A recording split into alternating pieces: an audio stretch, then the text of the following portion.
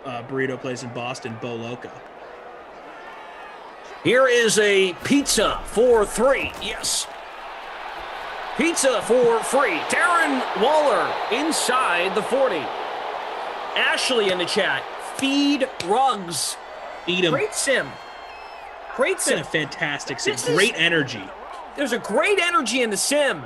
I was wondering what kind of game we'd get. It could have really, really stunk, or it could have been really good, and it's been good. It's good. Yeah, you called it. You said good or bad. No in between. It's been really good. Still midway through the fourth quarter. Hunter Renfrow.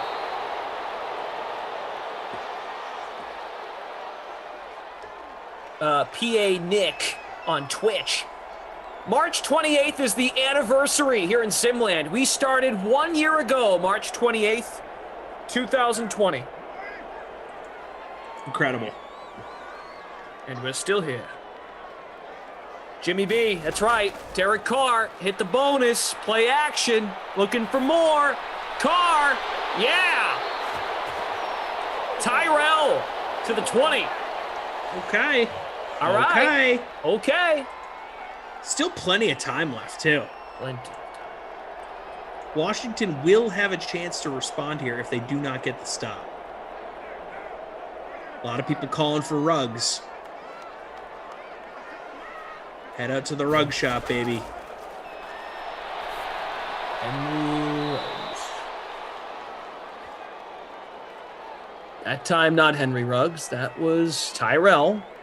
Stayed in bounds. Tick, tick, tick. Washington, less time by the moment to try and respond here.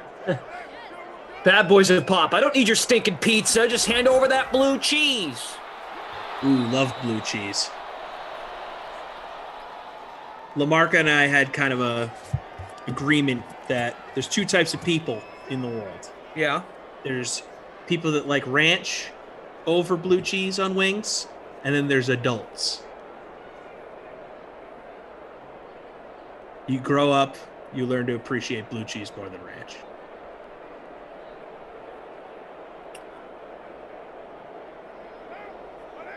Smash Lanta, looking forward to seeing you next week, bud. Yes, Smash Lanta is a TikTok phenom. Smash Lanta's the man. Get in. Catch Get the in. Darren! All right, so dude, I'm in first. Let's go. Let's go. No. I kind of want you to lose now. Where? If I had my bat, I'd go smash my microwave. Yeah, if you win, you need to smash the disco light with a bat. Oh. Sarah! Do you have any bats? How much was this light? Oh, $9.99, easy. We'll smash the crap out of it. Yeah. Do you have like a golf club that you don't care about? I do. There you go. That's what you should. Post game, if you come in first, we are smashing the disco light with a golf ball, with a golf club. In! Yes! Yes! Sarah, can you go to my trunk? Please? Who do you need? Who do you need? Let's see. I've got Ruggs in the captain spot. Right now, PhD 1974 is now in first by 0.8. Oh my God. Oh my God. I don't know, Jim. This is going to be crazy. There should be like a standing thing too. Like, you're only going to do this if you win a Madden After Dark sim.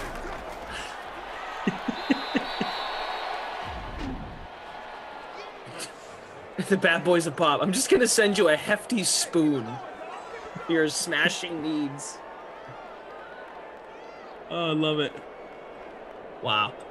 Randy Barnes, March 28th is my birthday. It was meant to be. Hell yeah, Randy. Don't let it be. You share a birthday with the Dream Stream. 3rd and goal. Jacobs will not get in. So now they go to Carlson, who's been lighting it up from downtown. All right.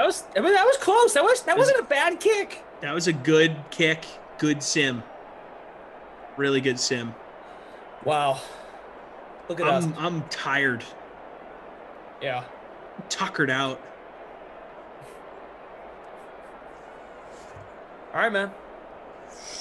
Good time.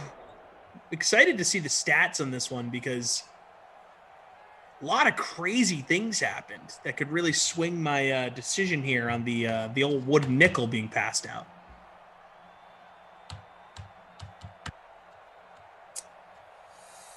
Wow. Yeah, a lot of good candidates here. I don't think Sims hit the bonus, and I didn't win the free roll, which freaking Bummer.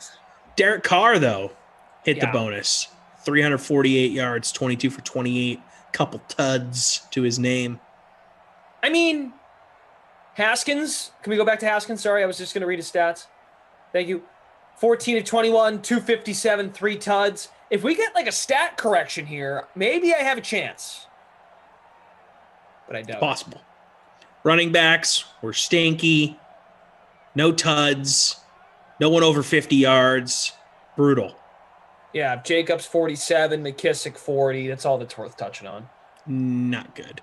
Darren Waller with a big day. 6 for 129 and a tud. Terry McLaurin with a tud had 78 yards receiving on 5 catches. We had your boy Sims 3 for 98 and a tud. Oof. Close. If he hits the bonus, he's the guy.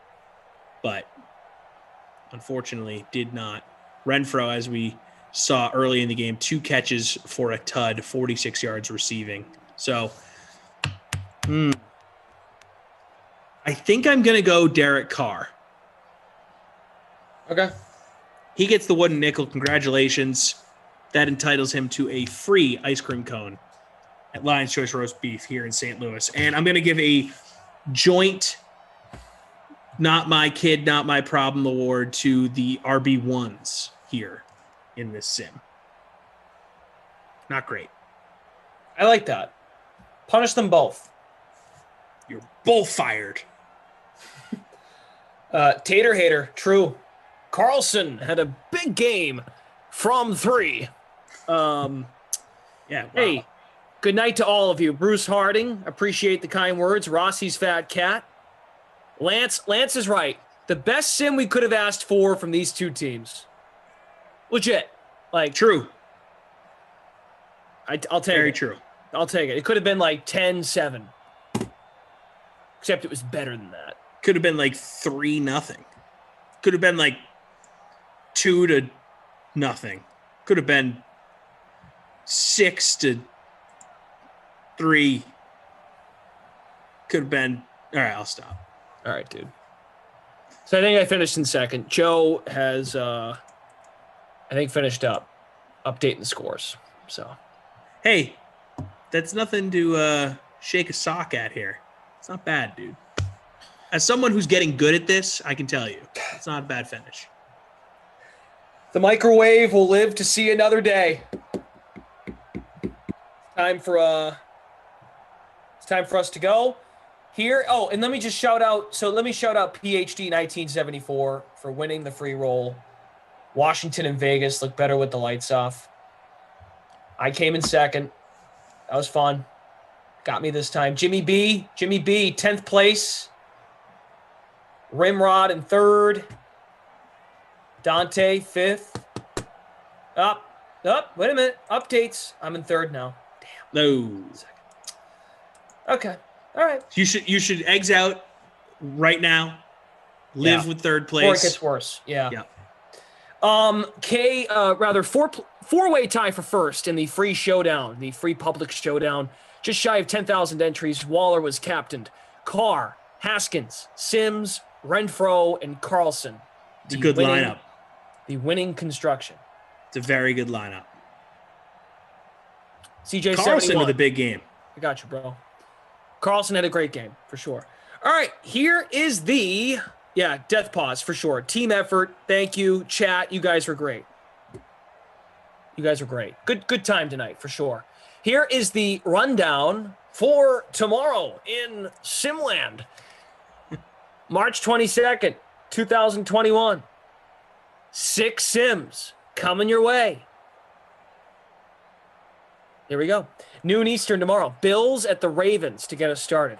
Emerson Latzia and Christian DeAndrea to start us off.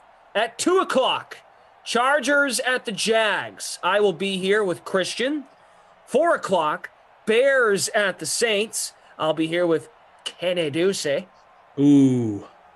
We're going to get some Dickie Ducey tomorrow. Ooh. We got Ducey to come out of his shell and do a little Dickie V.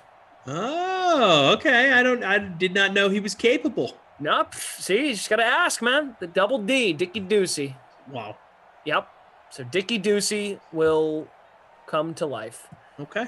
Hopefully. I see now, knowing Kenny, if I ask him to do it, he'll be like, I don't think so, man. I can't do it today. He just has to do it on his own. He's locked in on some tennis tournaments happening in like Dubai or something. I won't. You know? I'll ease into it and just let him do his thing. That's fine. You know, that's okay. Just like, you know, like tonight, like you denied me to have. I shut you down. Yeah, you shut me down. I mean, I completely shut you down. I've been shut. You know what, man? Thank you. This prepared me for tomorrow when I get shut down by Kenny. You have been humbled. Yeah. Kenny and Rossi together at 6 for Panthers at the Niners. I love that little combination. I've heard there's some tension there, which always makes for a good broadcast. For sure, yeah. And then you're here tomorrow night. Broncos Packers at 8 with Adam Kaufman. And then, have you worked with Geoff yet? Oh yeah. Moose and I are boys. Nice. Colts we Steelers. do a lot of Saturday sims together. This is a rare weeknight excursion for me and Moose. Yeah, I'll be honest. I'm a little invested in the tournament, so I'll be watching some tournament games tomorrow. So. Lewis Daniel, and the last thing I'll say before we say goodbye: good sim, no Pats. So proud of you guys. And you know why? Because no one brought them up in the chat. The only time they were hinted at was Glash's doing. Outside of that, not 1 minute of Patriot talk. On that note, that's it. Producer Madison, Daniel, thank you. Also, Joe from Game Ops Freeze Pops. Good night. All of you, good night. See you tomorrow for another day in Madden Simland.